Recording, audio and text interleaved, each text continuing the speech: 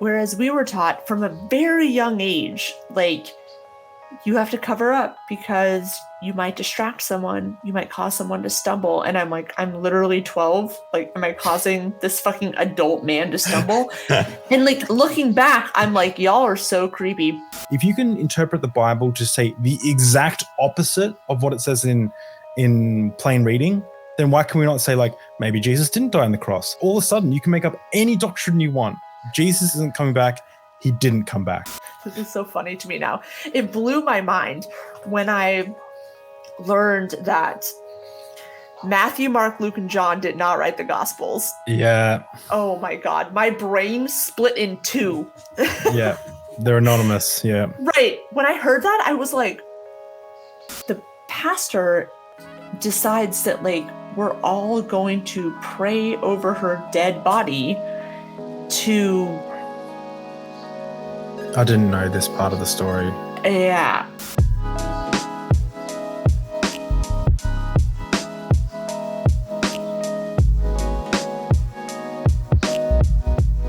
So welcome everyone to the Deep Drinks podcast. This is a podcast where we drink the drink of the guest choice and we have deep conversations. So today with me, I have Jessica, also known as Heathen Queen, who has, Jessica has 2 degrees, one in economics and the second in political science, but that's not why she's here today, even though she does use those 2 things to embarrass bigots online, as she says.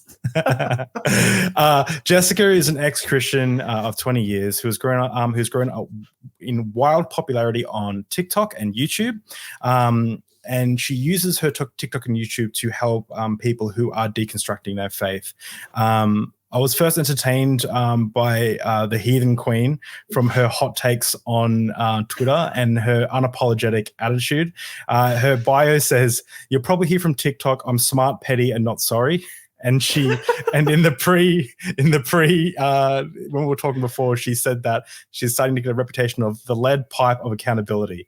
So I love that so much. However, what you might not know about the Heathen Queen is she's also a lovely person. It appears. She volunteers in prisons, or has volunteers in prisons, rehabilitates animals, little doggos, and I'm sure there's might be other animals as well, feeds the homeless and supports progressive charities. So welcome, the Heathen Queen. Hello, thank you for that introduction. That was, tearing up. If I had tears. No, just kidding. If I had a soul, it would be warmed right now. Exactly. If there was a heart there. I think people often, if they only encounter me in certain spaces, for instance, Twitter, they probably think I'm awful. But in reality, I just don't tolerate bullshit. But in my personal life, like, most people would describe me as a pretty kind person who like tries to help people. I know it's hard to believe, but no, it's weird. It's weird. It's kind of like, as a heathen, you're doing kind of like what Jesus said to do, like helping people and wanting poor people to have money and, imagine that, helping in prisons and stuff. No. Goddamn liberals. Those damn liberals. And we are drinking a delicious, my wife is so happy you chose this one, the Botanist Isla Dry Gin. She was recently on a business trip and she was drinking this all week apparently because it's one of her favorite gins. So, cheers to your wife. I feel like we'll get along well. Yeah, she loves her gin. So I'm gonna pour myself a glass. You've got yourself a glass, and we have some with ginger ale and some tonic. We're keeping it casual today, and this is what we're doing. Thanks for having me. Yeah, no worries. So I did want to first mention, talk about your story, like what it was like. For you to explain a little bit about like your story in Christianity, to like how you kind of came to question your faith, and then it's a bit of a it's all over your TikTok, but maybe we could have like a concise like version here. Yeah. It's quite a ride, as most things are with me.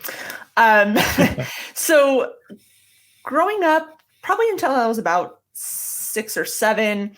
Really wasn't involved in the church. Not at all. And then at some point, to be honest, the like exact Details are a little bit sketch because I was 6 or 7. But my mom and dad got saved. They went to a play called Heaven's Gates and Hell's Flames. Now, it's a nightmare, actually. It is nightmare fuel. And they got the VHS because I'm old, and they would watch it all the time. And this, as an adult, I'm like, what? Because the entire play was just the end of people's lives, right? So it'd be a family driving in a car crash, death. And then they go before the throne of judgment. And then it's if they're Christians, God welcomes them in. And if they're not Christians, then the devil comes rearing out and drags them kicking, screaming to hell. That's the whole play, just over and over and over again, right? Really uplifting stuff. I definitely never talk about it in therapy. So it's that nice. It was that nice, the 90s vibe of Christianity, but it was very hellfire and brimstone, right? Exactly. Left Behind was hot. It was not biblical at all. It effectively was the gospel of Tim Leahy. So that was they got saved at an altar call there, and pretty much from that day on, my life changed. Started going to church all the time. We had Bible study in our house, and the brand of Christianity that I grew up in was extremely charismatic. So speaking in tongues, doing anointing with oil. Exactly. That's the best. That's the best. That's the best type of Christianity. Dude, that is literally witchcraft. But anyway, hey, that was the one I was part of. Me too. Yeah. But I'm just saying, as an adult, I'm y'all don't see the similarities. Yeah. I kind of wish I was Catholic, actually, to be honest, because they have way cooler rituals, rituals and stuff. It's cool with smoke and stuff, and incense and candles and big altars. I know, it's cool. Anyway, I know they're not actually incantations, but repeated prayers. That feels like incantations to me. So as time went on, we got more involved. So we started, like I said, having the Bible study in our house, and then I ended up in a very fundamentalist Christian school. And then I was in youth group, and then just part of everything, right? I felt like I was always there, especially because my school was at the church. So I literally lived there. The problem was that because I was a part of this very charismatic group, everybody was feeling things and having these experiences, and I simply was not. For whatever reason, I never spoke in tongues. I didn't feel this emotional connection with God. And it was really hard for me because I was taught that if you actually have a relationship with God, then you're going to have these manifestations of the Spirit. And I just didn't. And also, I've always sort of had the brain that I have now. And so I had lots of questions. And to a degree, they would be answered, but only to a degree. That was the problem. At a certain point, it became you just have to have faith. And I just couldn't get everything to quite match up. But the thing about at least the brand of Christianity that I was a part of is that they very much gaslight you. So if you don't have these experiences, it's either because God's testing you, or you don't have enough faith, or your emotions actually don't matter and you just need to trust and believe. So it's always you are the problem. It's never, obviously God can't possibly be the problem. So you are the problem. And so you're constantly trying to adjust the things that you do so that you'll have this experience. And then you're constantly feeling like you're failing. At least I was. The other thing was that I grew up in a pretty traumatic household, for lack of a better term. My mom was a alcoholic for my entire life. And my stepdad, my stepdad is also the dad that I pretty much grew up with. from the time I was 5.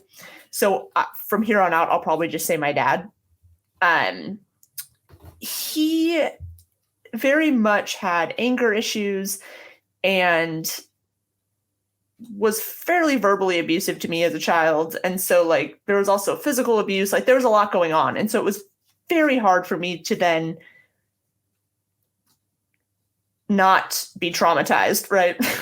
And so I started having certain symptoms of OCD or depression or any of these things because I had a pretty rough life at a young age. And I was told that these things were me being under attack from the devil, right? Because everything's an attack. And so it got quite challenging because what now as an adult I realized was this like OCD compulsion to confess every wrong thing I had ever done because Christianity, right? But then also I felt this compulsion to then tell my parents every bad thing I had ever done because you have that association between God and your parents. And wow. I had OCD. Like that was the thing. I was eventually diagnosed. It just took so many years before someone said like, you have OCD. And so just to stop you there, that blew my mind because like that's essentially what I discovered in a psychologist office, that what I thought was the voice of God was just an OCD tick. That like my whole life I had like what I thought was God telling me to do something was actually like a OCD like sensation that I was having. And I had that same issue with confessing where even in like sometimes when my OCD got so bad, I would confess all sorts of ridiculous behavior. Like I would have to tell my wife, I have to tell you, I found this person attractive. And she's like, why are you telling me? Like, it's okay. What's wrong with you? Like, I don't want to know. I don't want to know. Like, that's fine. Just like, shut up. Yeah. And just stuff like that. And I was like, and I'm pacing around, like having a panic attack about telling my wife that I found someone attractive or something, or doing this heaps of stuff. And it's horrible. Like it's horrible. It's crushing. So I can totally relate. Wow. I didn't know that you, Anyway, keep going. That's amazing. I'm sorry you experienced that as well. Like I'm always it's a weird thing where I'm like, oh my God, like I'm so glad somebody else can relate and I'm not crazy. But then like also I'm like, I'm so sorry that you can relate because that's awful. Yeah. So I did all the things, right? Went on mission trips when I was younger because I was a white savior. And I was gonna go paint a church in Mexico or something. Like I don't really understand fully what the hell I was doing, but I thought I was doing God's work. So eventually, I grew up, and when I was 21, I hadn't really been going to church regularly, but I still held these beliefs about heaven and hell and God and whatever. And I just sort of felt like I still believe these things. I'm just sort of not doing what I'm supposed to be doing right now. And when I was 21, my partner at the time committed suicide. And it was, as you can imagine, an incredibly dark time in my life. I mean, I think it's impossible that it wouldn't be. And it was compounded by a number of other things, like the fact that his friends blamed me and then his family wouldn't talk to me. And, looking back, I understand when people are in deep grief, they do things that just, they don't make sense. People need a scapegoat. I get it. But at the time I was 21 and I had had a pretty traumatizing life and I hadn't had any therapy. And then this happened and my parents were both still very Christian. And so for them, their sort of solution was that I needed to really lean into God, seek God with all your heart. And so I had always been told that when you're at your lowest, your darkest, your most broken, that like, that's where God would meet you. Again, looking back, that is incredibly abusive, right? To think that like God's going to meet you when you're at your absolute most broken, because that's when you're able to receive him. It is just not good. And so after this happened, I decided, you know what I'm going to do? I am going to go to YWAM, Youth with a Mission, because if I leave my life here and go over there and do God stuff, then that's like a sacrifice, right? In my like darkest time. So certainly God will meet with me. That was like my desperate desire, was to have this connection with God. And so I did. I didn't have the desire, but I went to YWAM. Yeah. So did you at this point, like you hadn't had an experience with God, but did you feel like feelings of love or peace or anything? Or was it just, it was fear.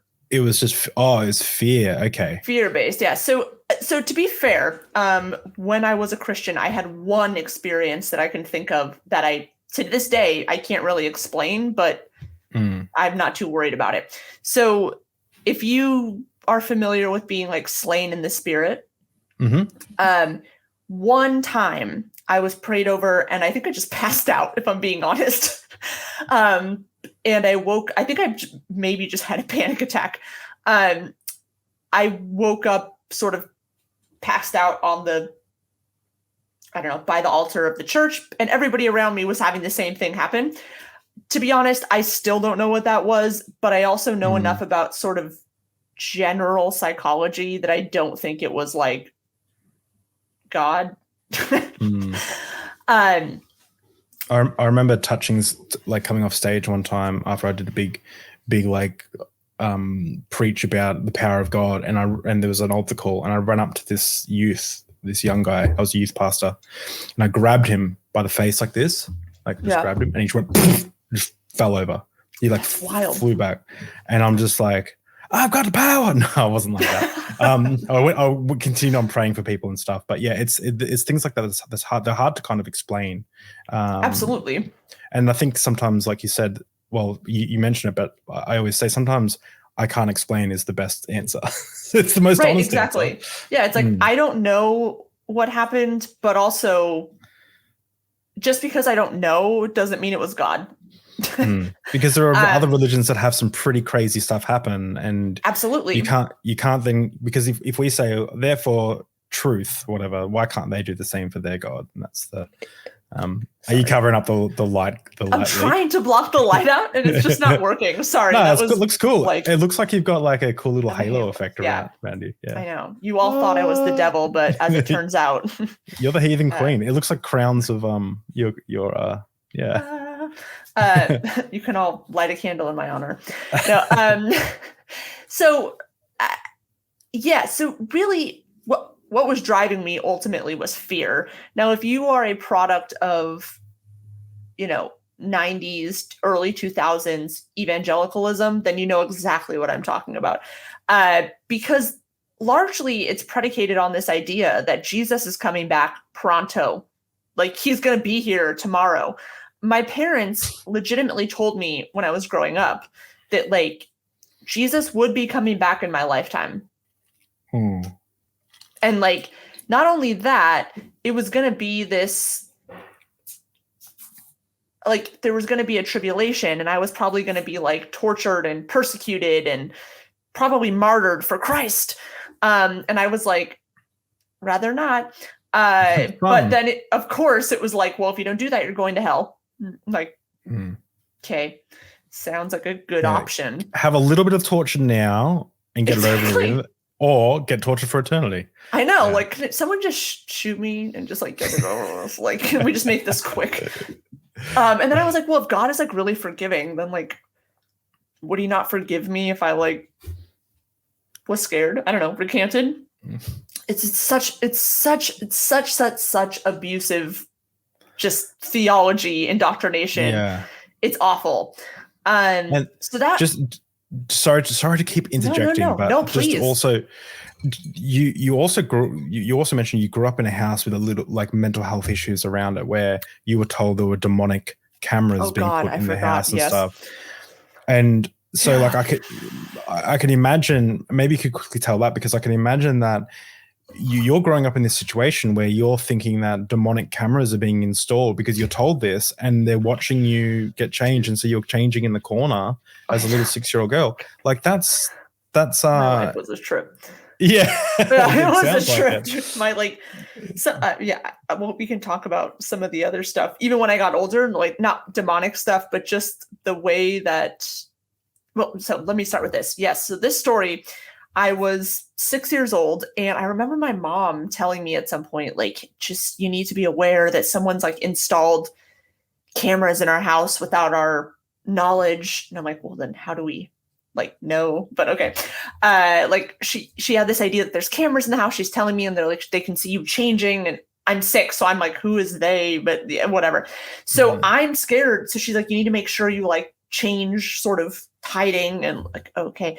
So I did. And then I remember there was this whole thing where like at one point my dad or my uncle came over, and with my dad, they were like looking around for these cameras. And so in my mind, I thought, oh, my mom was right. There must be cameras somewhere if my dad's looking for them. And what I came to sort of realize later was that my mom has largely and for a long time struggled with mental illness of some sort. And that's compounded by alcoholism. I mean, those two things are often comorbid. And I mean, later on in life, she would also come to start having seizures. And when I don't know how familiar people are, but if you are an alcoholic who drinks, like binge drinks, you hit a state where you like almost hallucinate, like it's not reality anymore. Like something else is happening. So there's lots of times when my mom would be telling me something, and I wasn't old enough yet to understand what was happening. And so I would think it was true. I mean, I remember one time I was on like a little weekend trip with one of my friends, and she called and told me that like that we had a new car that like the angels had given us, and she could see the angels and like this whole thing. And I'm on the phone like, I'm going to go ride this scooter. So like, I'll call you later. Like, I don't know. Yeah. Like, I go, cool. And my dad got on the phone. I'm like, are there angels outside with a new car? It's just like, so yes, there's also all of this going on. Right. And so when you're a kid who's looking to your parents to sort of describe reality, and then you get your mom who's telling you that in her reality, she can see angels and all of these things. It's very disjointed, maybe, for lack of a better term. Like, it's very hard to then sort of define your own reality, because you're like, well, if she sees it and I don't see it, is there something wrong with me? Like, or is it really there and I just don't see it because I'm not gifted in this way, right? Because there was also this idea that there's all these spiritual gifts, and some people can see things in the other realm, and it's just very I'm not even sure what the right word is, but it ultimately ends up being very confusing, I guess, to be simplistic. To grow up in that environment, it's no wonder that you're in situations where you're like, later on, you're like, I don't know, I'm not feeling what everyone else is feeling. And then you're questioning. Yeah. It's very odd. And then I grew up also to be a very analytical person. And so I overthink everything. I intellectualize everything, sometimes to a fault.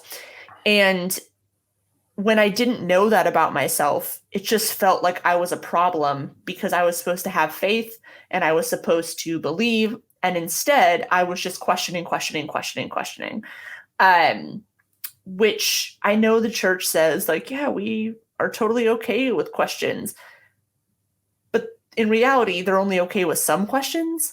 And there's a limit to the answers they can give you. And they also give you material that is incredibly biased, right? So, I mean, I've talked about it on several platforms. I was given the case for Christ as this sort of like irrefutable proof that Jesus had existed and rose from the dead. That book is garbage. Like, it's absolute garbage from start to finish. It's awful, but that's what they give you. And because you're already told what you're supposed to think, when you read it, you're like, oh my God, this confirms everything. So yeah. Yeah, it's like that. I think you did a TikTok where someone was like, "Oh, the Bible's proof," because like, have you not read all these scriptures? And then you like pulled out a extension cord and plugged it into itself. Like, why isn't this turning on? Like, yeah. It's interesting for sure. So you went to YWAM to try and like have this. Like, you're like, okay, I'm going to step out in faith. I want to meet God, you know. And I forgot about that term. Yeah. Yeah, step out in faith. Step out in faith. And how was YWAM? Awful. It was awful. God. So the way YWAM works, at least the one I went to, is you go for, I think it's like 2 months to sort of like a base, and you do this like mini Bible school thing. And so the place I went was Switzerland, which I thought would be like pretty cool. And it was this little town called Wieler, but this town is a generous word. There was like the base, which was sort of like this little, I don't even know what to call it. Not a compound, because it's just like one building, but it has a bunch of rooms, obviously, and like a kitchen and all this stuff. And then there's like one road. And at the end of this road, there's a little chapel and a post office. Oh. Exactly. And then there's like some farms around. So we had literally fresh milk, because you would just go get it from the little farm. Wow. It was something. Now we could walk to the train station, and you could take the train into like bigger towns, which we did from time to time. But where we lived was effectively the middle of nowhere. Now, for those of you that don't know, I live in the Bay Area in California. I always have. It is incredibly busy, incredibly popular. It's a tech hub. Like, I could go outside my door and throw a rock and hit like 10 different restaurants. Like, it's one of those things where it's just like, it sounds very privileged, and it probably is. It's just, I'm so used to having access to so many things. And when I got there, even if there hadn't been access to things, that's one thing to sort of reckon with. Everybody that was a part of my like YWAM school, except for maybe one person, was all like, they were all from like the Midwest. No shade to the Midwest, but they were all from the Midwest. They had all been like homeschooled for most of their lives. They had all grown up in the church, and they were like very conservative. I showed up with tattoos and like multicolored hair, and like, that is all to say that I just didn't quite fit in. The heathen princess. Yeah, exactly. She wasn't quite fully formed yet. She didn't have the sort of like audacity. Yeah. But I got there, and I was just like, and considering my boyfriend had just killed himself, like, I'd had a lot more life, not just because of that, but also because of that. I had had a lot more life experience than these people. And so we have these leaders in our like small groups, and like the worst thing that's ever happened to them is like their grandma died, you know, something like that. And I get it. That sucks. There's no judgment there. But when you come to them and you're trying to like be vulnerable and like emotionally grow when you're like, well, actually, like my boyfriend just shot himself, my mom's an alcoholic, like my parents have been abusive, like just like on and on with all of this stuff. Like they have no capacity for that. They don't know how to deal with that. And they, of course they don't, right? Like, of course they don't. But it was a very isolating experience because I was trying to deal with very complex grief in a situation where nobody was capable of offering adequate support or like healing methods or anything. And I don't blame them for that. There's no way they could have had that, but it was just a very weird experience to be there and to feel like I was with all of these people that just had never really, it was hard to relate. I'll put it that way. And while I was there, my grandmother died.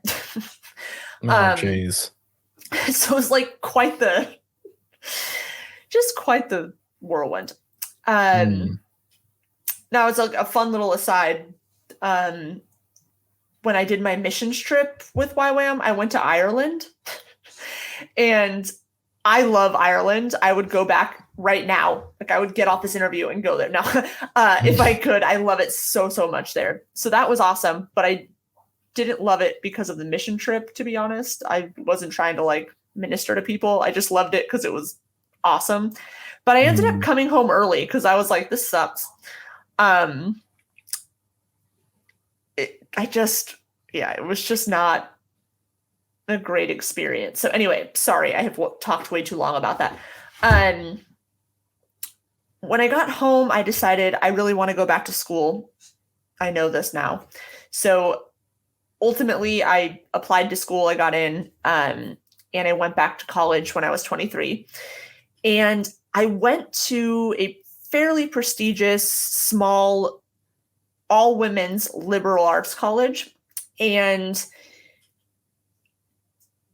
it started to become hard for me to reconcile this idea that all of these people that I was meeting, right, from different walks of life that had much different life experience, different gender identities, different sexual orientations, like all of these different things that were lovely, excellent people trying to make the world a better place.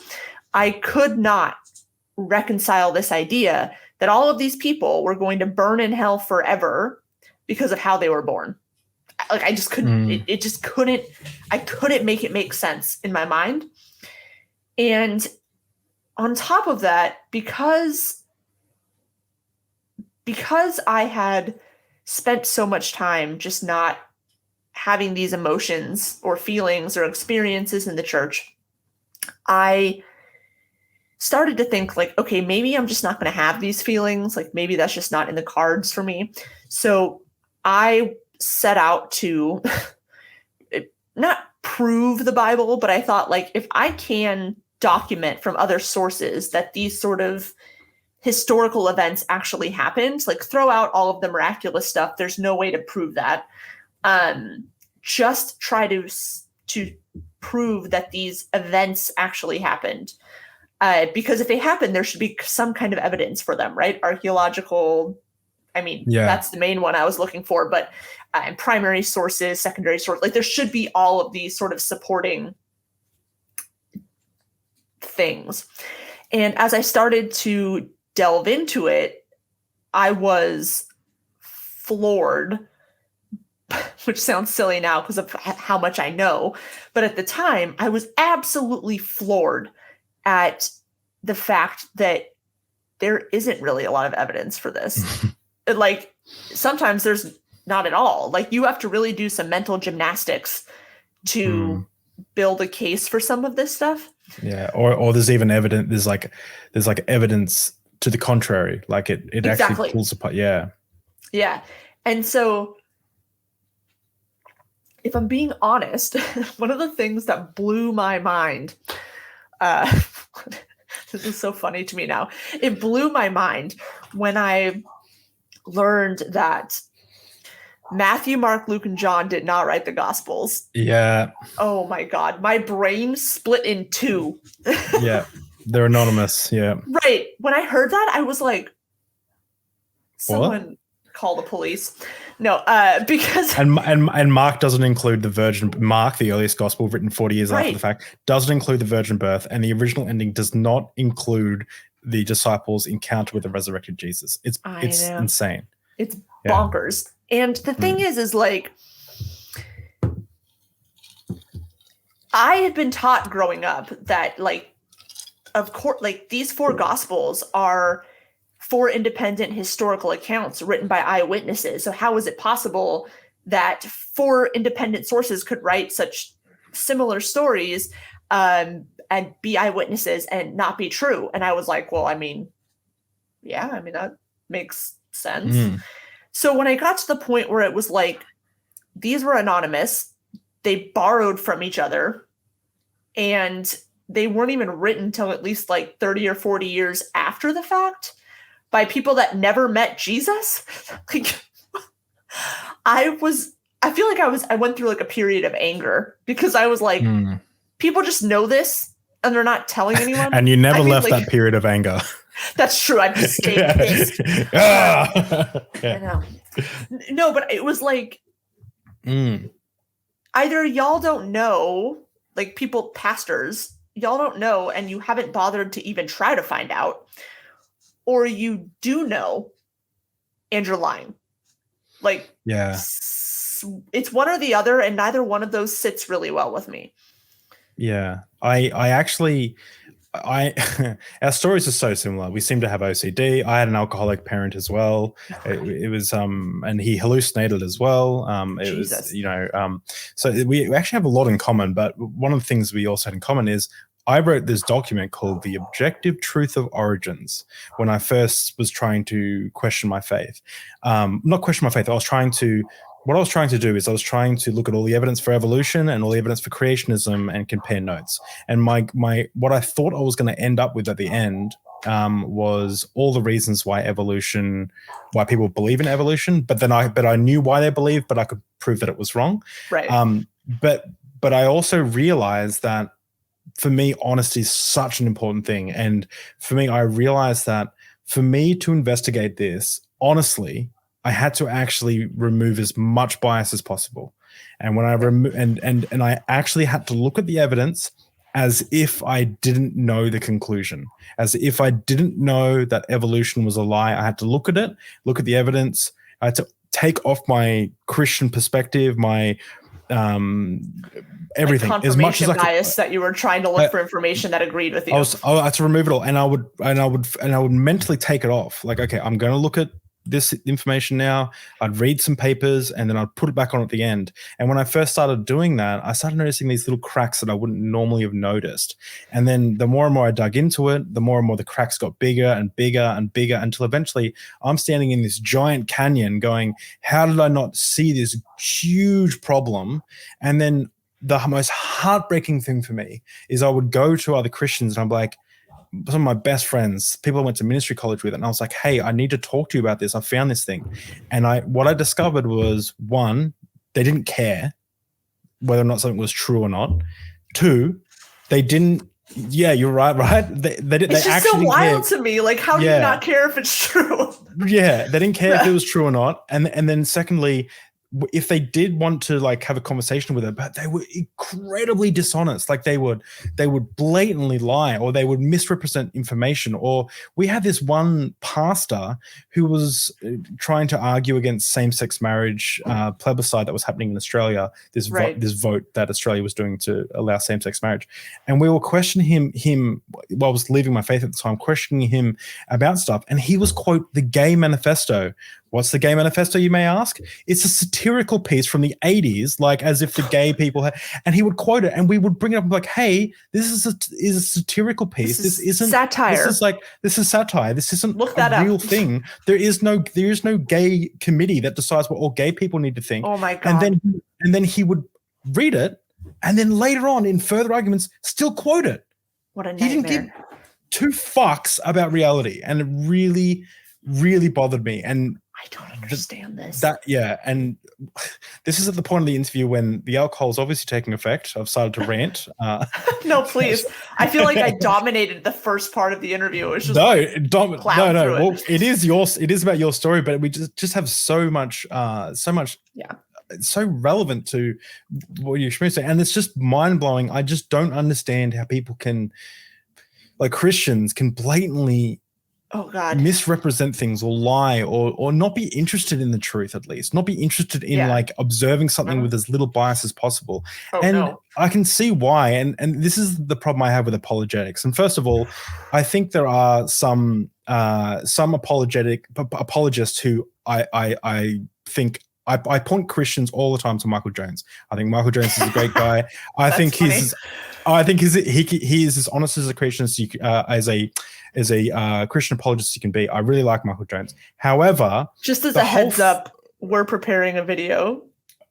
Together or Michael Jones? Rebutting Michael Jones. Me, Josh. I was like, I don't know what this. Me and a couple of other scholars. I don't agree with his conclusions, but I think that he's as honest as you can. Like I love his attitude, and I love how rigorous he is, and he seems to be the most as honest as you can be to be a Christian apologist. However, the entire field, you seem to disagree, but the entire field. We don't have to talk about it. That's all right. The entire field of apologetics, to me, is an ad hoc thing. Yes. Like no one comes to their faith because they heard good reasons. They grew up in their faith. They had a spiritual experience.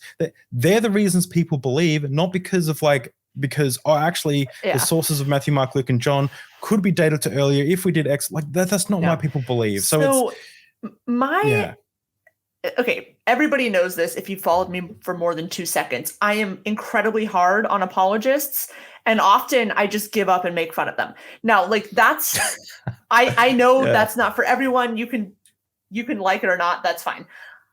The reason that I'm this way is because I have done the research, and I have sat with that incredible discomfort of wanting to believe something and just having the evidence in your face telling you that you're wrong. And it's not comfortable. It sucks because you have to then shift your entire worldview, because if that isn't right, then what else do you think you know that isn't right? Right. And so it's a very tumultuous, painful sort of mooring process, because you have this like anchored worldview, and then as soon as you pull the thread, you're like, oh, if that's not true, and that's like, what do I actually know about the world around me? What do I actually know about what I'm doing, my purpose, who I am, what's the point of life, right? Like all of these things. So when apologists, whoever they are, start doing these like gold level mental gymnastics to try and then prove something, like, you're just not being honest. And I know you're not being honest because I've done this research. Like I've seen the research, right? So I mean, like, for instance, I think you had Josh on a couple of weeks ago. Dr. Josh Bowen, yeah. He's written this book, The Atheist Handbook to the Old Testament. Plug, the second one's coming out soon. It lays out evidence that we have for certain events or that we don't have. And it doesn't do so in a way that is particularly biased, right? At least it doesn't strike me as that way. I'm a fairly good researcher. Like sorry, that's a little jumbled. The thing is, right? It's very balanced. I've read the first one. I just finished the first one. It's exactly balanced. So it's not. The name actually annoys me a little bit because it could be for anyone. I know. Because like it's a good marketing ploy to call it the Atheist Handbook to the Old Testament, but really it makes it's it not so that atheists. People might not want to pick it up because they're like, I feel like a lot of people, sorry, Josh, love you. The name, like if you see atheist, a lot of Christians are like, that's biased. I don't want to do that. But in reality, like the difference, I think, between, I don't want to say me, but like an unbeliever or atheist or agnostic or whatever you want to call it, and a believer that's doing research, I can see 2 points of archaeological evidence that might look like they contradict each other. and just like be okay with not knowing, right? Like, I'm like, I don't know. Like, though they look contradictory, I'm not really sure what that means. Apologists see those 2 points and just toss one out because it doesn't work for them. That to me is incredibly dishonest, because apologists have to have a specific answer. They have their answer before they approach the evidence. Yeah, right? exactly. They need it to say a certain thing. And that is dishonest. And yeah. Sorry. But what I would say is there are levels, and about levels to this. There are the apologists who will blatantly misrepresent data to make a point that they already have. Where what I like about Michael Jones from Inspiring Philosophy is he tweaks his doctrine a lot to fit the evidence. So he believes in evolution. He believes in, like, he's not a young earth creationist. And so that's what I do like about him. So I'm happy for you. No, no, it's fine. No. Like, there are certainly better apologists. I will say that. Like, there are certainly better apologists. Like, there are some where I'm like, don't ever talk to me. Like, just because the stuff they're saying, it's like, how do I phrase this? Apologetics very much is for people that already believe. And they make it pseudo-intellectual enough that Christians don't feel like they need to investigate any further, right? Oh, yeah. Like, I agree with you. Like, the entire premise is dishonest, in my opinion. Totally. And so I have to say this like idea of it being pseudo-intellectual enough so that Christians won't do their own sort of investigation. Somebody told me that, and I genuinely cannot remember who it is. So if you're watching this, I know you said it. I just can't remember who it was. I think it was somebody on Twitter, but I really thought that was a great way of putting it, because it very much is that, right? When you do apologetics, nobody outside of the atheist or agnostic community is going to be fact-checking you. If I'm a Christian and I'm tuning into whatever apologetics channel, I'm tuning in because I want them to tell me something that confirms what I already believe. And they're going to tell me that most of the time because we believe the same thing. This is also why I never feel compelled or even a desire to debate with apologists, because why? They have no interest in learning. They have a point they're trying to prove, and they're going to try to prove that point in any way they can. And oftentimes, almost always, it's intellectually dishonest. And so that's why, like, sorry, I know we've gotten a little off topic here, but people will ask me, like, why don't you debate? And I'm like, why would I debate with someone that I know for a fact is not interested in actually hearing anything I say? There is just on a random aside on that, is there are a few, I haven't done debates yet, but when I do get invited to finally debate someone, which I'd love to do, there are different categories I put them in. There are people I'd like to have discussions with because I know that we're both in good faith and we can arrive at conclusions by hashing things out. And then there are other people, like, say, if I ever got the chance to devote Mr. Hovind, it would just be to expose the silliness of his, like, it would just be a giant troll, essentially, because I think he's the most bad faith person. Oh God, he's the worst. Probably on the internet. I have my wife, not my wife, sorry, my mother was in a abusive relationship. He's had some. Sorry, that's not funny. Sorry, I was laughing at that. I was laughing at the wife. Sorry. My mother was in some abusive relationships, and so when he's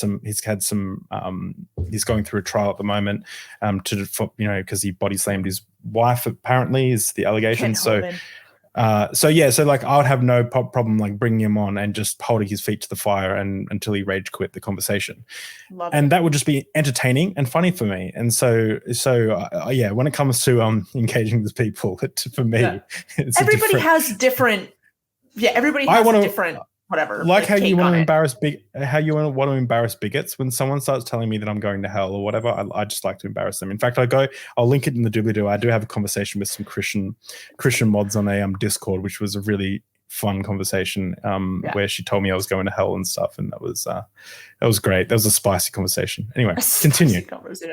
I do want to say that I think like everybody has different approaches, and I will never tell someone that like just because I don't care about debates that they shouldn't care about debates, because like we all enjoy different things, we all learn in different ways. Like I for one just don't want to, so that's where I like begin and end the conversation. But I think for a lot of people they're really useful and interesting. People like them. I mean, I know we just talked about it, but like even Josh, right? Like he debates slavery day in and day out. Slavery is probably the least interesting thing in the entire Bible to me. Like, I know people can disagree with me, whatever. Like, the Bible clearly endorses slavery. The only reason that people argue that it doesn't is because they're committed a priori to this doctrine of inerrancy and they need it to be morally just. But, like, if you have two brain cells rubbing together, you can see that it endorses slavery. Yeah, but what's also interesting is they're using a moral system outside of the Bible to conclude that slavery is wrong, but then trying to find a way to make it not so bad. It's like you're demolishing the whole point of objective morality. Yeah. Yeah. And they'll be like, well, like slaves had Sunday off. Yeah. Like, okay, bitch, sweet. Like so did the donkeys. Like, I don't know what you like, I don't know what, like, okay, anyway, sorry, this is a whole other topic, but. Yeah. So your deconversion experience, was it like ever an aha moment, or was it? No. So for me, I did this thing, like I said, where I wanted to like try to prove the Bible.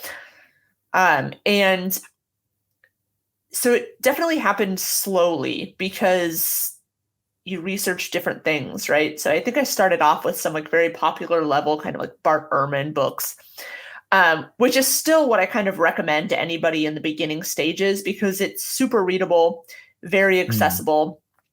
And like that's what people need usually. They need something that they can get through and understand, not something that's necessarily super high level and cerebral and that takes you a while to get through. So after I read through some of his books, I think it was like Misquoting Jesus, Jesus Interrupted, Heaven and Hell, like all of those books. That might have been later. But anyway, then I would go to the bibliographies and start looking at some of the more scholarly sources that were cited.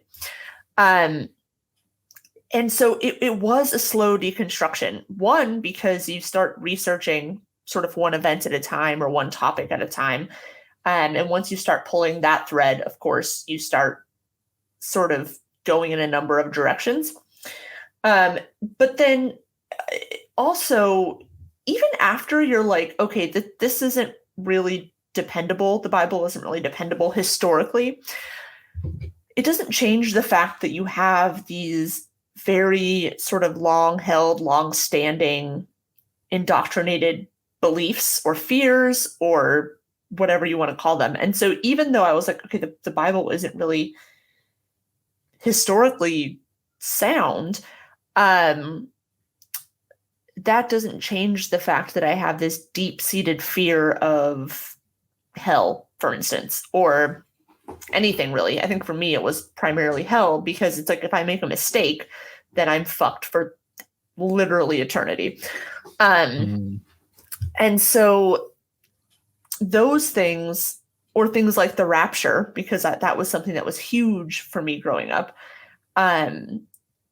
Those fears took longer to sort of deconstruct because they're not rational.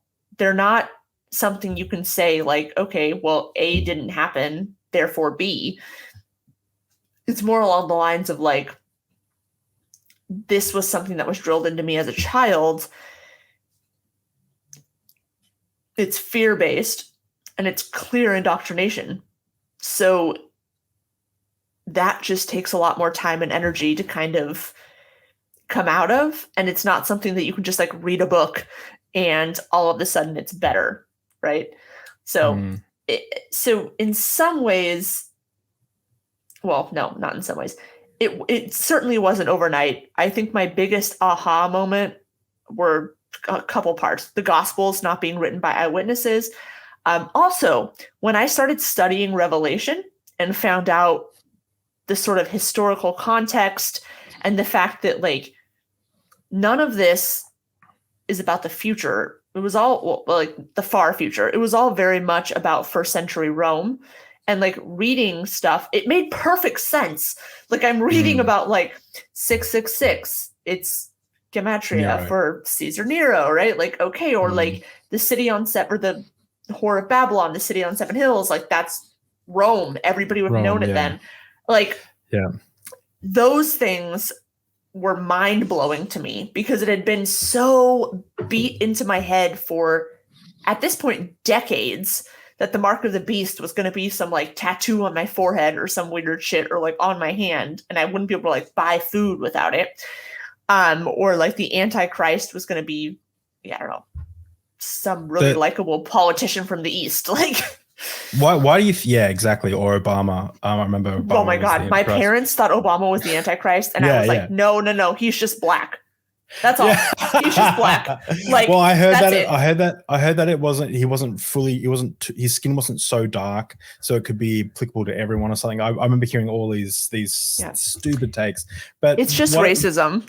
The thing, exactly. The thing that gets me about the whole Revelation things is it's so clear, like when you read it in its context or whatever, and it's only not clear if you believe that Jesus is coming back. But the thing is, Jesus isn't coming back. Jesus didn't come back. He was supposed to come back in his disciples' lifetime. It's as clear as day. And if you can interpret the Bible, when Jesus says, I tell you the truth, people standing here will not taste death until all these things happen, or you will see the Son of Man coming on the clouds, and I tell you the truth, you will not taste death. This generation shall not pass. If you can interpret the Bible to say the exact opposite of what it says in plain reading, then why can we not say, like, maybe Jesus didn't die on the cross? Maybe he just, maybe he didn't raise from the dead. Maybe, like, all of a sudden you can make up any doctrine you want. Jesus isn't coming back. He didn't come back. Yeah. Well, this has been a TED Talk by Dave McDonald. Thanks for coming to my Theodore chat. Bye. No. The thing is like, people, God. Sorry. Jesus was never saying or predicted to come 3 times, right? So the initial time when he comes, he dies on the cross, the resurrection, when he comes back to life, and then all of a sudden he comes back some random time in the future. Now, it doesn't say 3 times anywhere, but beyond that, for the first 1800 years of church history, nobody had a concept of the rapture. It wasn't until 1860 when some Yahoo named John Nelson Darby reinterpreted 1 Thessalonians to decide that actually what this means is that we're going to be caught up in the clouds and he's going to take us off to heaven. Now, on its face, that sounds, still bizarre, but okay. But then when you think about it, this verse and also Paul's cosmology is fundamentally flawed because the way he is thinking about things and talking about things is very much like there's 3 levels. There's this flat earthly plane that we're on. Below us, under our feet, is whatever version of Sheol, Tartarus, hell, whatever. And up above the clouds is this heaven or God, whatever. We all know that's not true, right? We've gone up above the clouds. I do it fairly regularly. No Jesus there, as far as I can tell. And yet we still cling to this interpretation of being caught up in the clouds as something literal. So Paul would have thought that this was literal because his idea, but now we're sort of superimposing our understanding on top of that and saying well, Paul didn't really know. It's like not really like the clouds, right? But like we're gonna be caught up in the clouds. There's like just our spirit, and then we're gonna go to like wherever the fuck. Like we have made everything to fit whatever it is we need it to mean, while stripping away what it actually meant to the people that wrote it. Beyond us doing that to the New Testament, the New Testament authors did that to the Old Testament. If you talk to Jewish scholars, you'll see these like Old Testament prophecies, and none of them are about Jesus. Like, come on, please. Please. But you're just forgetting one thing, and that is you've just got to have faith, Miss Heathen Queen. Jessica, you've just got to have faith. Where's my bottle of gin? No, I know. Glug, glug, glug, like, glug. Dude, you would be surprised at how many people just like, well, maybe you wouldn't, but I've been hearing this like real hot take recently from people on the internet that like the entire Old Testament points to Jesus. Oh, it's and so embarrassing.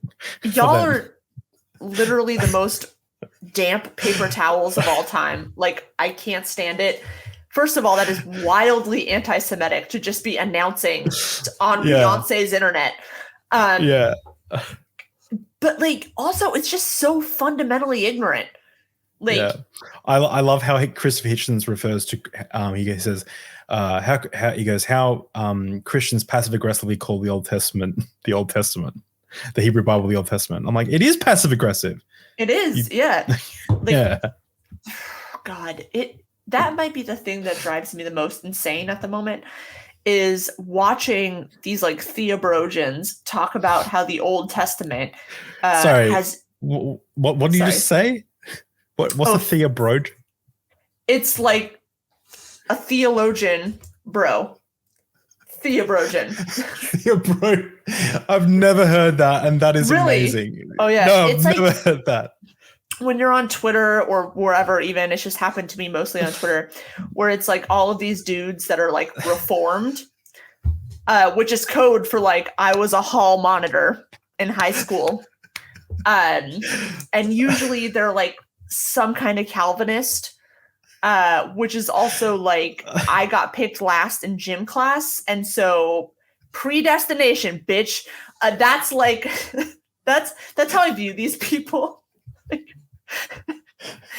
TheoBRogian, like that is such a good term. I'm so glad I know TheoBRO. That's TheoBRO so for short, good.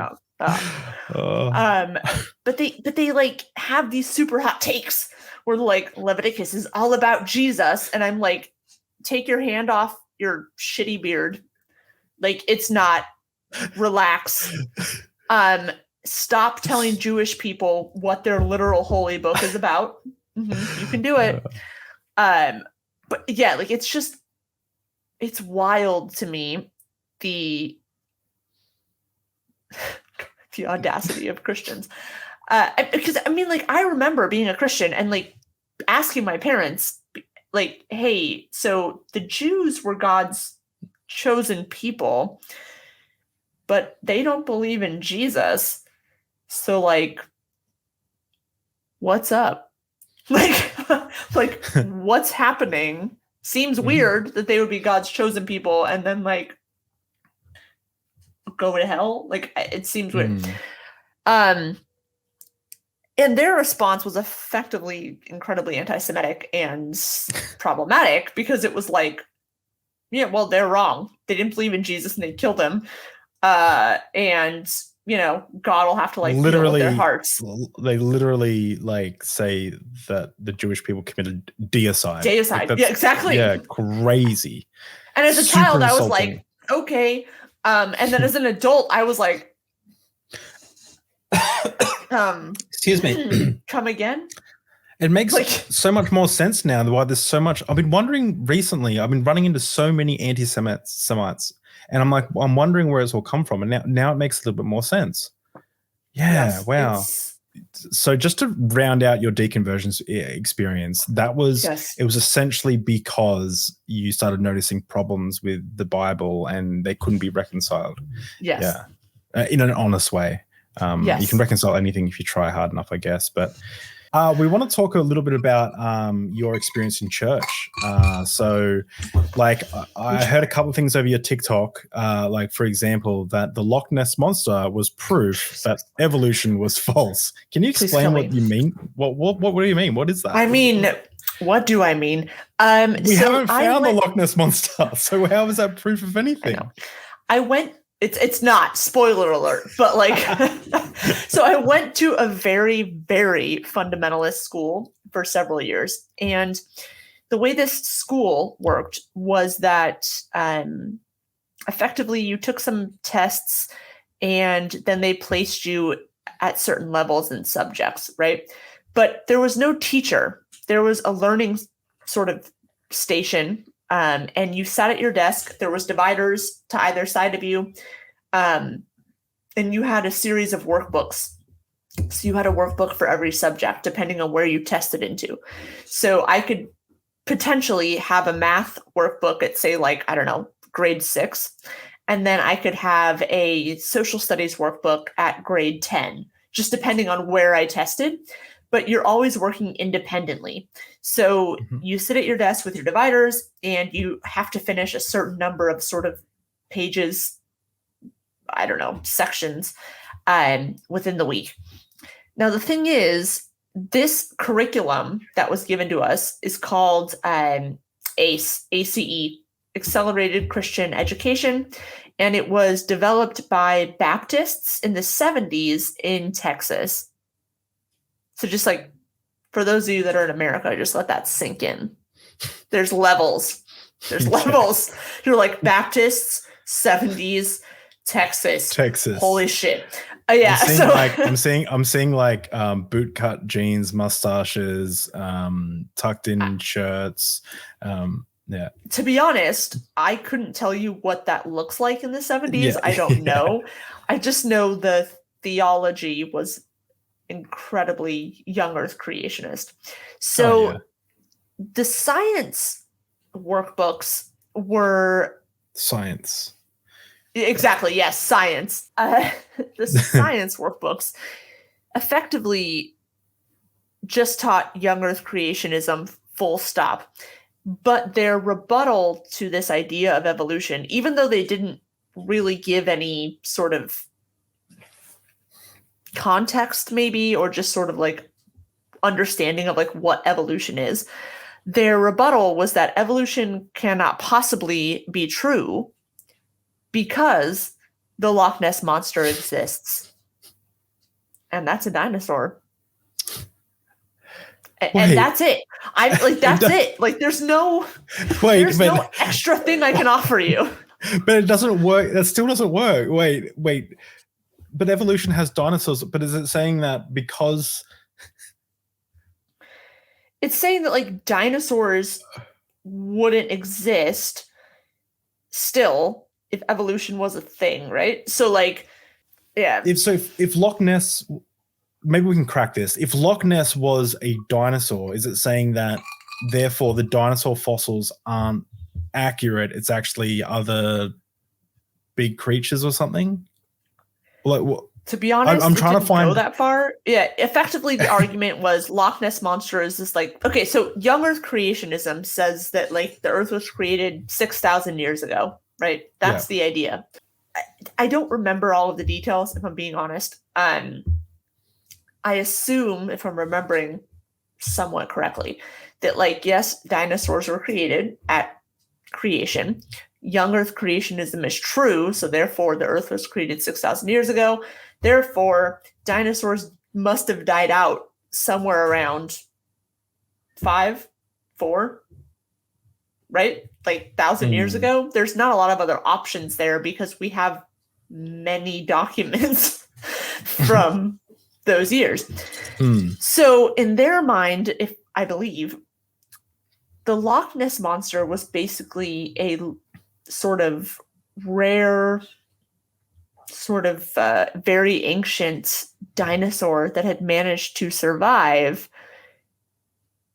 in Scotland, I guess. Oh, okay. So they're saying that it couldn't have been 65 million years ago because it survived. Because, yeah. And so this thing, and it did not evolve. It's always been this way. I don't even know if it was 65 million years ago either, but none of it is rational in any way whatsoever. Like, I need to reiterate that. Like, none of it makes any fucking sense. But there is like actually an article, and I don't remember if it's in like New York Times or WAPO or something, but there was an article about like, these people think that the Loch Ness Monster is proof that evolution is not true. And I was like, it's me. It was at the time, because everyone's telling you, you're just like, okay. Yeah. But looking back, I'm like, that shit is crazy. Like when you're growing up too, you're not this like, you're just trying to get through school. You're not this ultimate skeptic, like running around trying to find the truth. You're just trying to finish your grade school so you can go back to using MSN to message like whoever you're interested in. So true. I'm just trying to get on Hotmail right now. You know what I mean? MSN Messenger. What up? Yeah. Like I was literally trying to just like finish school so I could go play some MS-DOS computer game. Like that's all I was doing. Age of Empires, baby, or Sims. Oh my God. The other crazy church story that we have from you is, we're going to call it Jay's cancer story. Oh shit. Yes. God. Can you tell this story, or is it? No, I'll tell it. So when I was growing up, again, the church was very charismatic. They believed in all sorts of like signs and miracles and wonders. And there was a woman in my church who had, if I'm remembering correctly, 3 sons. She was single when she joined the church, and she, at a certain point, ended up with this single man from the church. That's not that important, except for that this man had a couple of kids. I think it was 2 sons. So anyway, they get married. It's great. She is ultimately diagnosed with cancer, and incredibly sad, like no doubt whatsoever. And so because my church was so charismatic, they would regularly sort of announce and pray for her and do it in this sort of like in tongues and with prophecy and, you know, speaking truth over her life and sort of, I don't know if you're familiar with this idea of like sort of this speaking truth as in like speaking what the Lord is going to do. And in some situations it's not harmful, right? You could say like, I'm going to speak into your life. The Lord is going to do X, which is just like, I don't know, you being a really powerful person in the future, right? Like that can mean any number of things. If it doesn't happen, nobody really cares. But they would speak healing into her life and tell everybody that they just needed to have faith and like, you know, she was going to be healed. It was going to be a miracle, yada, yada, yada. Incredibly irresponsible. She unfortunately passed away. And so naturally the funeral was going to be at the church, and it was going to be upcoming. And in the week before the funeral, the pastor, who also was my uncle, so fun fact, sort of announced that we were going to believe the Lord for her healing and resurrection from the dead. And like, I know that it sounds crazy when I say that, because it is, but when you are born and bred in this very charismatic environment, you're taught that if God wants to, he'll raise people from the dead.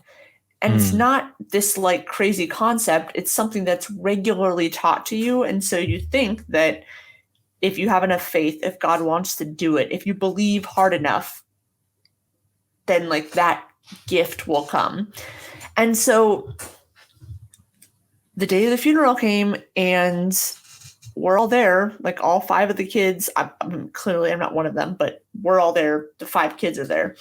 The stepdad is there. And the pastor decides that like, we're all going to pray over her dead body to...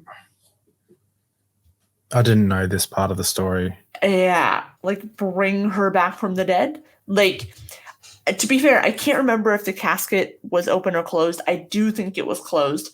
But effectively, like, we need to have faith. We need to pray that she's going to come back from the dead because that's something God wants to do. Like, we just have to also want it enough. Like, it was a very weird sort of, I don't even know if reciprocal is the right word, but just like a very weird, if we have enough faith, if we believe hard enough, if we trust enough, then God will do this. Okay, obviously she's still dead. Like, it's very sad, but like, I don't think it's a surprise to anyone that like she's still dead. But it did a lot of damage to these kids that were Christians at the time, telling them that like, if we have enough faith, if we believe hard enough, if we pray, I don't know, hard enough or whatever, that like God wants to do this, so he will do it. And like, that very much lends to this idea that like, y'all just didn't have enough faith, you didn't pray hard enough, you didn't believe hard enough, like you failed at something, and that's why your mom is still dead. Like, oh god. And like, obviously he didn't say that directly, but that's the implication, right? Like, what other implication could you have from that? No, it's so traumatic. It must be so traumatic for them. God awful. Yeah. I remember when I was first becoming a Christian, I had a friend whose mother was dying of cancer, and he asked me, "Can the church pray? Can the youth pray?" And I said, "Yeah." And he was a Christian. I was like, "Yeah." And we prayed and stuff. And anyway, I didn't hear from him for a few weeks or whatever. And I called him. I was on holidays, school holidays, and I said, "Oh, hey man, how you doing?" He said, "Oh, I'm good. I'm just hanging out with my family. My mom's passed." And I was like, "Oh, jeez." And I was like, I was thinking in my head, I was like, no, that can't be right, because we prayed. So like, how this doesn't make sense. What else is needed? Yeah. And then and I was almost like, no, like, yeah, I was almost like, this can't be right. Like, what do you mean she's died? We prayed.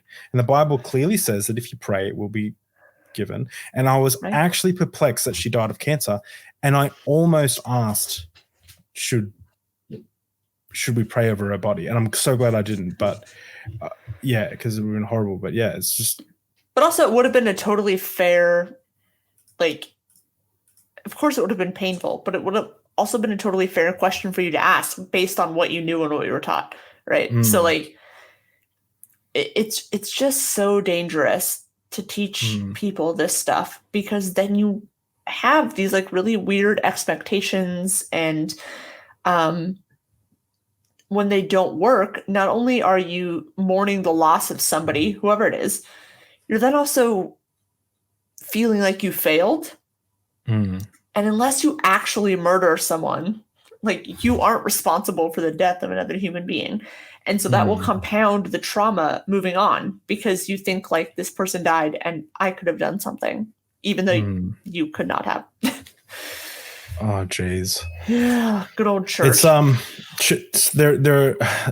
A lot of people like to play devil's advocate for the Christian. A lot of people would say that Christians are just trying to work out reality, just like everyone else, and they're trying to. But it's just like, that may be true, but it's like, in the process, it feels much more damaging. Harm. Yeah, it seems quite harmful, and not everyone has all the answers, but. Man, like, I don't know, it's just a sad circumstance. Right. I mean, none of us have all of the answers. Nobody does. But I feel like it's a lot safer to say, hey, I don't know what happens. I don't know why it happens, but like, I'm going to walk with you through this regardless of what happens. Exactly. Because I feel like that's the most realistic thing that we can say, because whether or not this person passes away or stays alive, while I'm still here, like, I'll sort of hold your hand through this, proverbially. And I feel like in this life, that might be the best thing that we can do, is just show up for people in their pain and suffering without having to offer them any kind of outcome. Like, it's a very good point. Maybe the last thing we can go on to is we can talk, and I'd like to do a bit of a deep dive, or at least a below the surface dive, of purity culture in church. Because we spoke a little bit about this over just organizing this interview, but purity culture, and I mentioned this in the last interview with Dr. Josh, it fucked me up really bad, and it caused some seriously negative side effects in my life and in my marriage, and things like that. And I'd just love to hear your perspective on purity culture. Has it affected you? Yes. I very much grew up in the age of like Josh Harris's I Kissed Dating Goodbye, and like, you know, courtship is the way to go, and like yada yada yada. I also grew up in a church where I was incredibly emotionally stunted, and all of the sort of similar aged men around me were also emotionally stunted. And so effectively for me, it was like, well, just be pure until you meet someone. And I was like, well, where am I going to meet anyone? Because it's clearly not here. And so, like, I think at one point my parents got me a purity ring, and I was like, cool. And I promptly lost it because I am severely ADHD, and nobody ever noticed until, I don't know, a year ago. But this idea of women only sort of existing to complement and find a partner is incredibly damaging. So... And it's not just for women, right? It's also damaging for men, because you're taught that like, there's only one woman for you, and she's going to be the highest quality. And like, also, if you do anything to jeopardize her purity, then clearly she's not of the highest quality. And so then you leave, and then it leaves her in this very vulnerable like state where she feels like she's no longer worth anything. Like it's a very complicated situation. But for me, the way I was brought up, purity culture was very much, you should not have sex until marriage. Like, if you can avoid it, you shouldn't even kiss until marriage. And sex is this like incredibly sacred thing that has tons of emotional meaning all of the time. It doesn't. And spoiler alert, it doesn't. Yeah. Yeah. Spoiler alert. And then also, like, if you feel, or I guess not that, you learn that your body is inherently damaging to men if you're not careful about it. Like, you learn that you will cause them to stumble. You learn that they will be distracted. You learn that they will have sinful thoughts if you are not hyper aware of your body and like how to cover it up at all times. Yeah. Now, because of that, you internalize this idea that your body is bad. Like, yeah. It may not be that logical, but it is what you internalize. If my body can have all these adverse side effects, then inherently something is wrong. And as you move through life, go ahead. You see, that's so interesting, because I'm glad we got to talk about this, because that's the opposite side effect of what I've had experience as a male. Is with us, it was like, you have this thing that you can't control, that eventually, if you don't keep under wraps, you'll be like hunting down and like raping damage. And like you'll just be like, you won't be able to control yourself. And it was and it's really interesting to hear the perspective of someone of the opposite sex, because keep going. I just wanted to mention that, because I just never really considered that it would make you feel that your body was dirty. Like that's a horrible thing to. I feel like that's the number one thing that happened, and I think that's incredibly interesting that you say that like you felt, or you were taught, that you were sort of like this inherent predator, whether or not you wanted to be, right?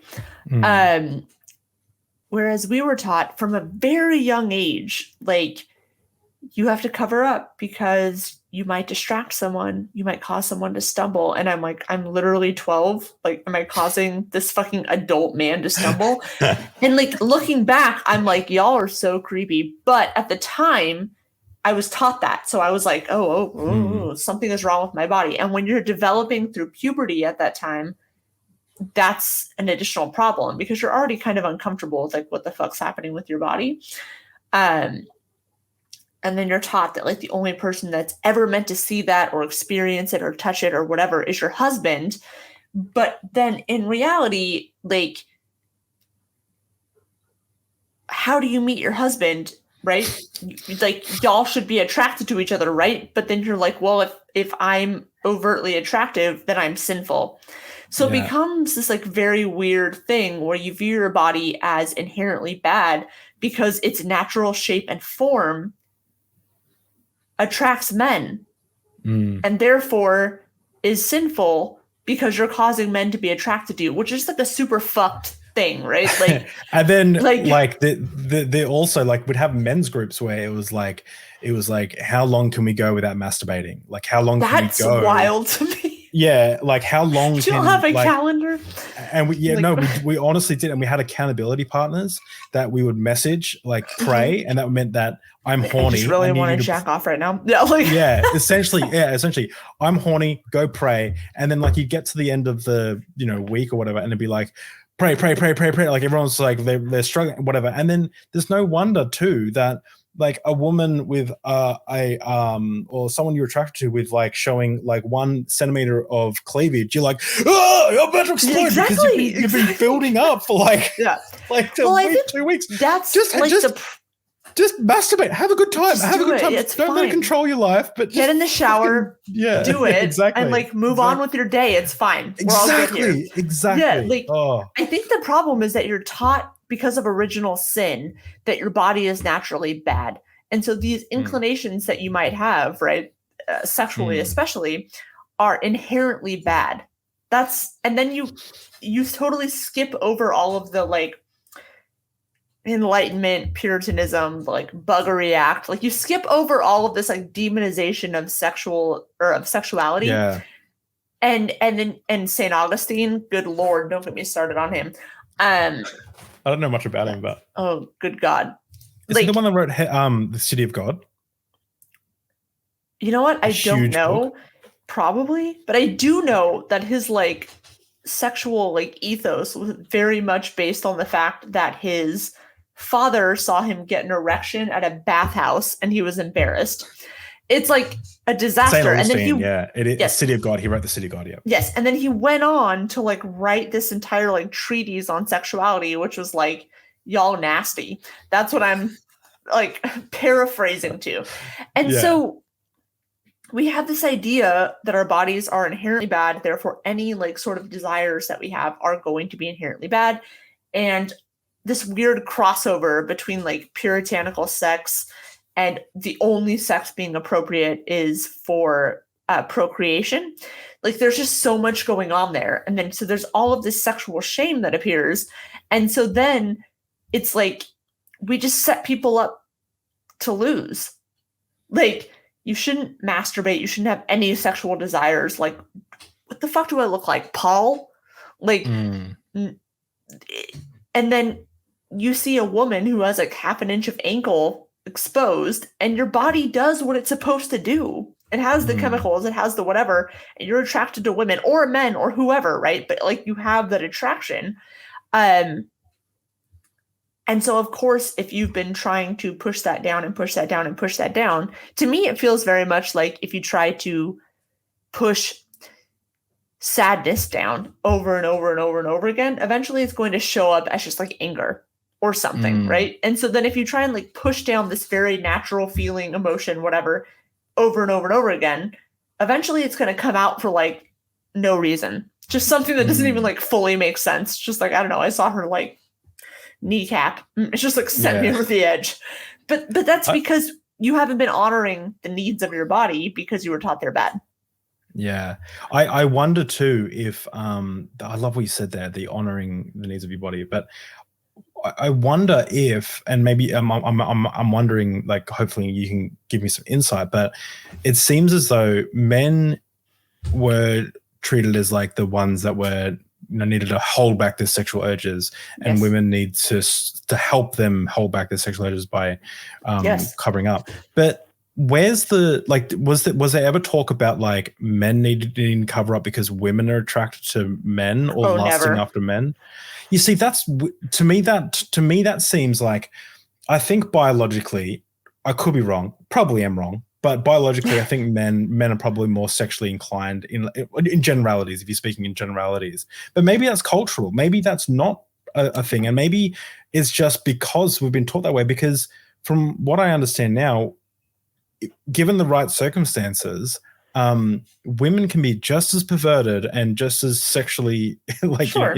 Like, why can't women find like men attractive and lust after them? Why is it it seems to be like a weird form, excuse the pun, but a perverse form of demonizing, like making like women don't have a sexual, like it's like doctrine very from much women who have never had orgasm paradox. Okay, what's that? So the Madonna and the whore paradox is the idea that like a lot of men have had historically, or may still hold, not everybody, but some, where they want their women to be this like sexually pure being, but also somehow this incredibly like sexually exactly, like they want them to be this like freak, right? Sense. So it's this very interesting sort of tension between men, or not between men, sorry. There's this very interesting sort of tension because men both want women to be this like very pure thing on a pedestal, and also want them to be like incredibly freaky and like dirty, but they judge them for being both. Like, that's actually, I can see, I mean, not to out myself, whatever, but I can see that those own biases reflect in my own life. And I wonder, like, where is that just inherent, or is that something that I've developed over in the culture or tradition or something? But I would argue it's probably largely cultural, and it's not just like cultural in regards to like America or Australia. It's very much this idea that, God, I'm not fully equipped for this, but like just to be clear before I sound like a bigot or something, or like a sexist or something, I understand that it's probably a bias, but it's not something that I like go, therefore A-okay. Like I always try and push back against my biases. Of course. Yeah. But that's just like anything, right? Like I would tell every white person that they're racist and people would have a big problem with this. And I'm like, me too, right? Like we are conditioned to be this way. That doesn't mean that we're actively out there like trying to harm people. It just means that we've been taught by our society and our culture that like certain things are true and we have to learn to push back against them. So like I get what you're saying. But there certainly is this idea that like however you want to categorize it or define it, we want women to be pure, and this idea of like untouched and clean and holy and whatever. And that manifests in a number of different ways. It's not going to be the same for everyone. But at the same time, we find women attractive that are earthy and in their bodies and that are fully connected to their sensuality and like all of these other things. But we will also judge both of those women, right? By saying like, well, they're a prude and boring. And then by saying this woman is a whore, like that type of thing. We want both of those things. We judge both of those things. And we're somehow looking for both of those things, right? And like, that's the thing that we're kind of pushing back against, because in reality, neither of those exist. Like nobody is this like virgin Madonna, right? It's impossible. And to be honest, nobody wants that. Nobody actually wants that. We're just taught that women should be one or the other. And if at any point they overlap, we judge them for it. And so that's the pushback, right? Like where it's because we only see women as valuable in a very binary way. Can this woman base her value on whether or not I've touched her and whether or not she can provide me a child? And I know this is very basic, but this is the like sort of very fundamental driving logic behind it. And then and is this woman like, does she please me? Does she do what I need her to do? Does she meet these needs? Does she meet these sort of like very deep desires? But at the same time, we're so sexually shamed if a woman does that, we view her as bad. And we struggle to meet those two things in the middle. But I'm going to stop talking. Yeah. I actually noticed, I noticed that with I'm trying to work out how to say this. I've noticed that pornography has become a lot more mainstream, like with OnlyFans and things like that. No longer is it like, you're doing, you're taking drugs and living the high life and going down to shoot porn in wherever they shoot at LA or whatever. But you're just like in your room being like, I also wonder, like, I think with that has come like a lot of changes to how we see the traditional relationships. A lot of people find porn an interesting and acceptable part of their relationship, where they might watch it together by themselves. But I also wonder, people open up their relationships, but then there's also like, I wonder if like in 500 years, I always wonder if like this is the dawn, if historians will look back at this and see like the access to really grotesque internet porn and like what we have today, as the dawn of like a new type of sexual revolution, where people don't necessarily see gender, and they have like companions, and they're like, I'm attracted to X person. Do you want to fool around? Yes. Like, because no other point in time have I seen people have access to such an amazing amount of information and the ease of the ability to explore their sexuality. So I wonder how that's going to play out over the next 500,000 years or whatever, if humanity even makes it that long. I mean, I doubt that. But to be honest, I do think, for whatever reason you want to sort of qualify it as, I think that we are at this really interesting point in which we are realizing that monogamy is not the only way. And in fact, it's not the only right way. I think for a long time, most of us have held this ideal that like, okay, we go to school, we're going to go to college, I'll find someone, we'll get married, we'll have kids. That's the life. Yeah. And that's the only right way to do things. When in reality, there's a variety of right way to do things. And we're sort of just figuring it out right now, because I think in the past, it really mattered for women to be married to a man because they had to survive economically. But now women are surviving okay on their own. And so they can then decide who they spend their time with. And I also think that you see this, like, okay, we've been together 20 years and we're fucking bored of each other, but we still love each other. We just want other experiences. And for a long time, that wouldn't have mattered. You just stick it out. But because of the way sort of like society and ideology is freeing up a little bit, you're seeing people that are saying like, I love you, I still want to share my life with you, but like there are other experiences to be had. And, we want to do those things. And if I'm being honest, I do think ethical non-monogamy is the way of the future, but I don't know what the arc of that looks like. And it's certainly not for everyone, right? Like, I'm not going to tell everyone that that's definitely their life path. But I think from my own experiences and people I know, and just the sort of the seeming arc of the last 10 years, it does very much seem like folks are looking for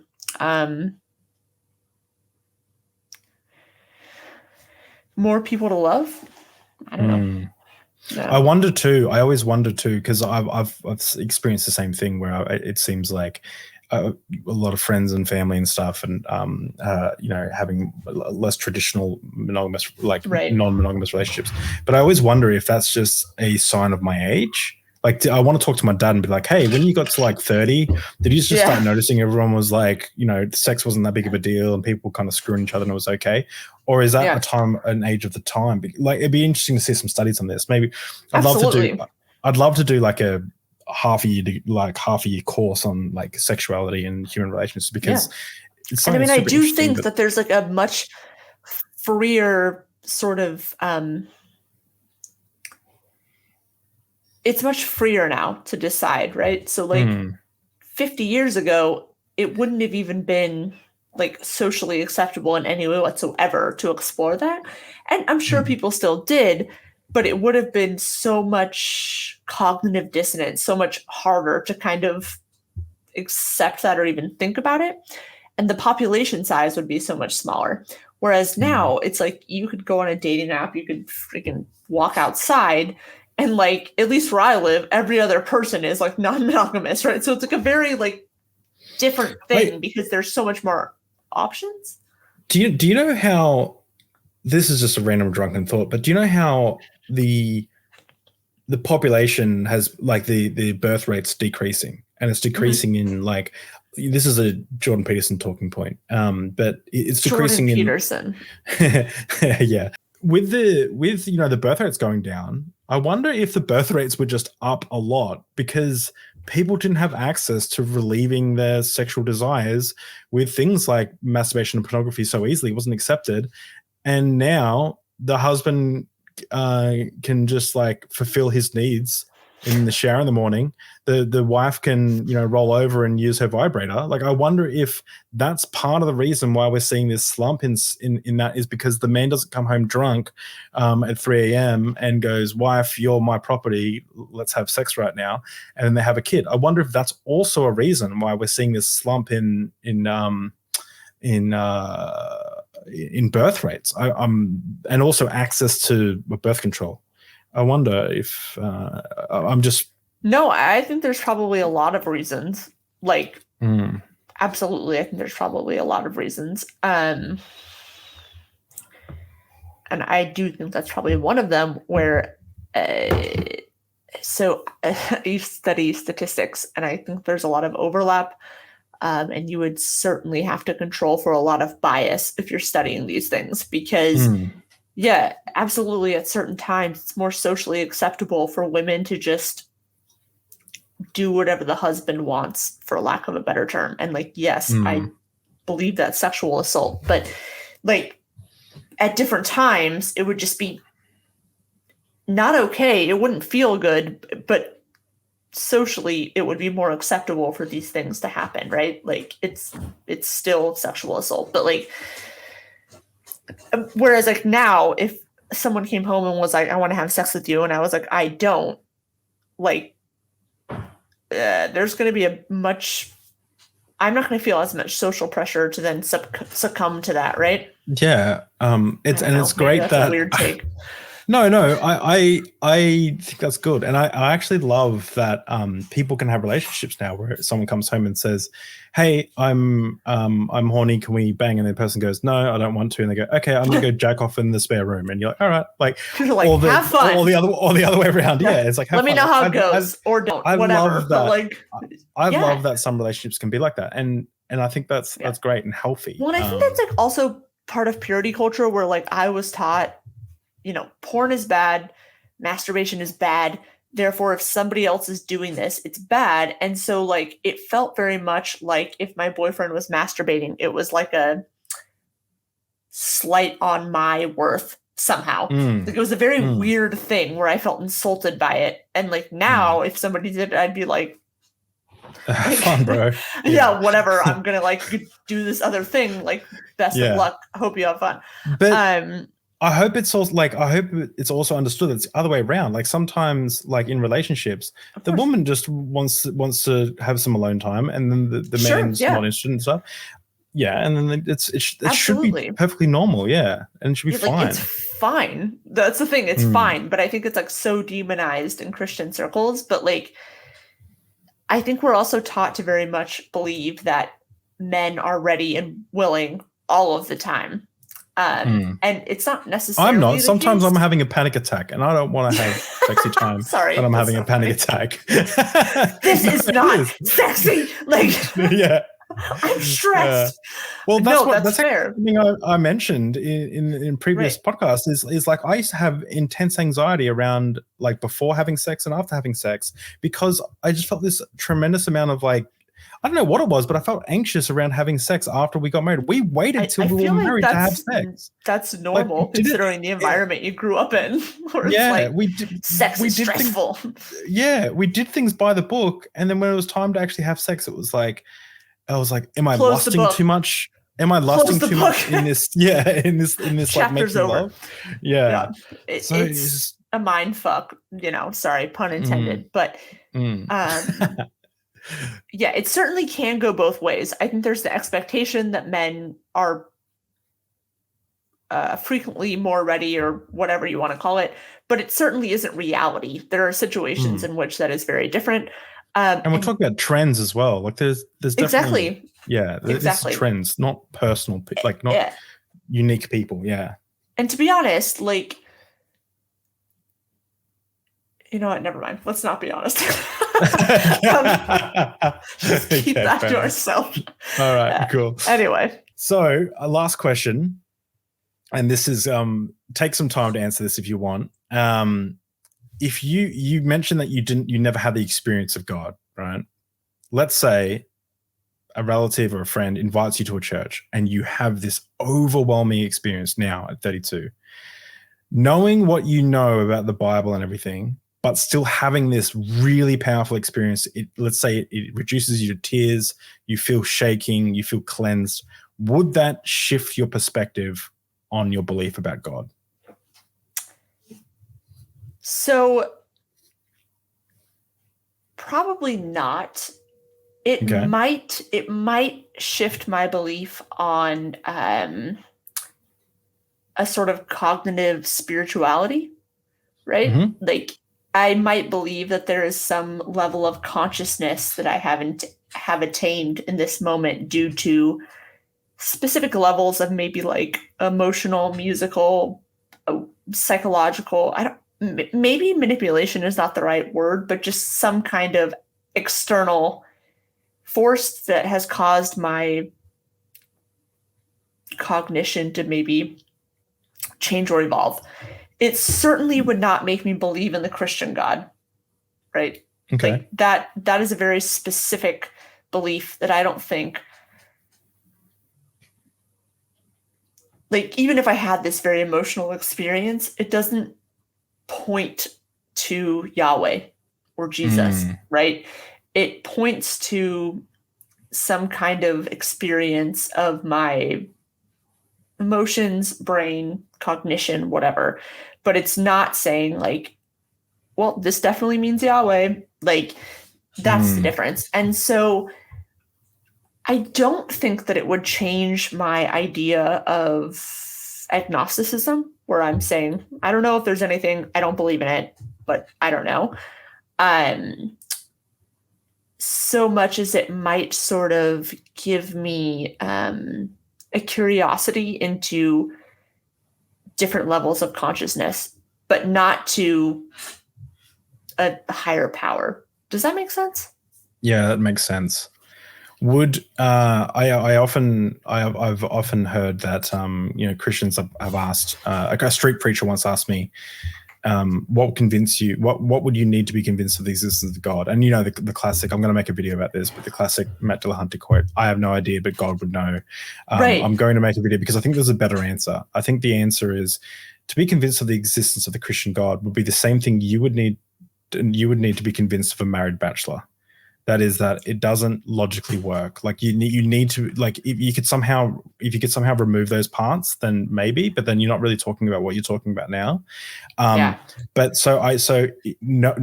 with that said, I'm wondering if you had that same experience in, say, a very separate religion that you knew nothing about. So would, like, say if you went to India and you learned, and it was some sort of Eastern religion, some sort of sect of Hinduism or Buddhism or something, maybe didn't even have a God in it, would you be more inclined to investigate that as some sort of a spiritual thing? And that's just a bonus question. Yeah, it's an interesting question. I think overall, I am not convinced that any emotional so I very much connect the emotional and the spiritual. I'm not sure how you delineate between those two things. Yeah, same. I think that most people that have a spiritual experience are probably just having an emotional experience. And so then how do you define that? For me, I need at best, a logical counterpart. So if I have an emotional experience, okay, that's great. I need something that I can anchor myself to in a very physical way. So I've gone places and had an emotional reaction to them, right? Like I've been in the Sagrada Familia in Spain, and I have felt an emotion because it's beautiful, and like the stained glass changes in the sunlight, and like you stand in this very historical place and it can bring up emotions in you, but it's certainly not, I did not attribute it to a God in any sense. Like, now you could say that was emotional, you can say it's spiritual, you can say whatever you want, but it certainly was not me thinking that I had some connection with a higher power. And so that's sort of how I always explore things, right? Like I might go somewhere and have an experience in a temple or in the holy place of some kind of Eastern religion. But a lot of that I chalk up to just being a human in a very unique and special situation. Some people believe in energy, some people don't. I'm not here to argue either side, but I do think there's something to be said for standing in a place where people have stood for thousands of years that has been very important and holy or special to them, that it's meant something to them, and experiencing that for what it is. I will not say it's God, I won't say it's energy, but there's certainly an experience to be had, especially for some people, maybe not for others. But it's not for me anyway, it doesn't point to a higher power. It simply points to the condition of being. Like it points to the fact that we exist as humans, and we have for a really long time. And there is a thread maybe throughout history that like, it's not divine, it's not cosmic, it's simply just us experiencing this like wild fucking life. Like, sorry, that's probably really jumbled, but no, that makes a lot of sense. I remember I have a very very similar outlook in that we're like the same person, it appears. I think so. Yeah, we're gonna have to like be friends after this. I had this similar experience where I was listening to the Bhagavad Gita poolside, drunk in Bali, and because the Hinduism was big there, and I wanted to learn about it. And chapter 9 just hit me like a ton of bricks. It felt like this weird, really warm feeling. I just don't attribute truth to that feeling. I look at the stars and I get a feeling like that. I look at like, I'll read like a really ancient text of any form, and I'm like, wow, this was written 2,000 years ago. This is amazing. And people really felt it 2,000 years ago, and I'm feeling it in some way today, but that doesn't mean God, right? Yeah. That just means that like, I don't attach a truth to that. And you can see this too, like you know, I mentioned before, I used to develop video games, and part of video games is there's the little coin and there's the big coin. The big coin is big, and you're trying, like, people have this inherent, whether it's like, for whatever reason, they have this inherent desire to want the most important, the big thing, you know? And so that's what, like, games where you collect things that's the whole point. Yeah. And it wouldn't work if our psychology wasn't like that. But anyway, thank you so much, Heathen Queen, for coming on the Deep Drinks podcast. Yes. Once again, I'm drunk on a Saturday. I keep doing these on a Saturday. And so I'm going to go continue having a great Saturday. But thank you so much for coming on. Thank you for having me. Namaste. Yes. Namaste. Or something else. See you soon. Neil deGrasse Tyson bless.